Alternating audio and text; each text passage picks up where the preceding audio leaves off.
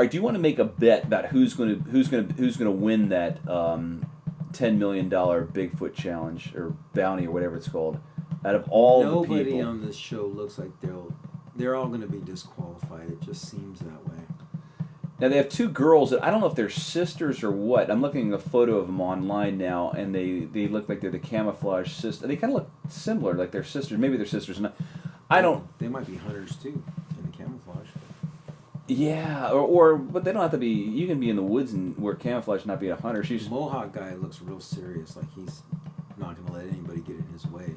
Well, he doesn't look like a tough guy. He just does not have the facial structure of a tough guy. But he has a serious, he seriously wants to go for it. And he doesn't act like a tough guy, but he is looks like he likes being outdoors. A lot of determination.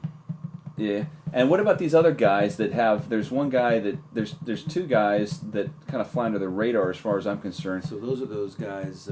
Those are the grunge guys. Yeah, exactly. Pacific Northwest. Yes. There's a bearded guy. They're flying under the radar. You don't really. They're kind of like they're in the background. Maybe those guys will be the underdogs. So say they might end up winning it. You're saying? Well, look at the way they position them. You mean the photo here we're looking where they have a group photo. Now, what about these guys that I didn't know until they said they were Indian. I mean, they're huge. I don't see any Indians that are this heavyweight. Maybe these guys are tall too, and most Indians are not as tall as these guys. I think the Native Americans would be the better trackers. They have more knowledge of the wilderness. But these guys are so heavy. One guy always has his hand on the other guy's shoulder like he's balancing himself. But they seem to move around. I mean, they seem like nice guys. They seem to move around pretty well, and. They could be the underdogs, come on. Yeah, now this one guy's looks like a fitness instructor with the tattoo. I don't know I don't know what the deal with tattoos is. They're no longer original. Everybody has them, so what's the... They want to be part of something, Why not have a tattoo? It's cool. It's fun. Yeah, well, what if everybody just It's artistic. Like you get a hot waffle iron, just put it on somebody's face to create. A lot of the guys that play football have those hot waffle iron tattoos. No, but put a burn mark on your face from a waffle iron and say, "Hey, look, I'm unique. I just disfigured myself. Now look at me. You can tell me apart from other people." Is that something that you would recommend? I wouldn't recommend it. You'd advocate. Sounds like you are.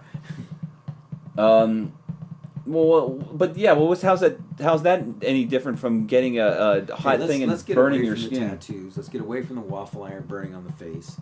Oh. Let's just more size up who here looks like a serious competitor. Well, they're all serious competitors, but so are any of these people in the course of this show going to find a Bigfoot? What do you think? I really don't think they'll be able to find Bigfoot. Why not? They could take a photo of it. Wouldn't that count?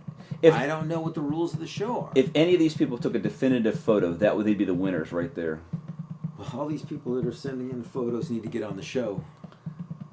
Yeah, they should. They could possibly win.